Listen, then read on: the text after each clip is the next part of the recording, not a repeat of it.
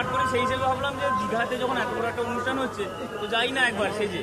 এমনি ছোটোখাটো অনুষ্ঠানে আমি যাই, মানুষ আনন্দ পায়, তো সেখানে তো অনেক মানুষের সমাগম হবে, দেখি কতটা আমি নিজে খুব উৎসাহিত হতে পারি, সেই হিসেবে আমি চলে এসেছি। আমার নাম দিলীপ প্রধান। জয় জগন্নাথ, জয় জগন্নাথ, জয় জগন্নাথ, জয় জগন্নাথ।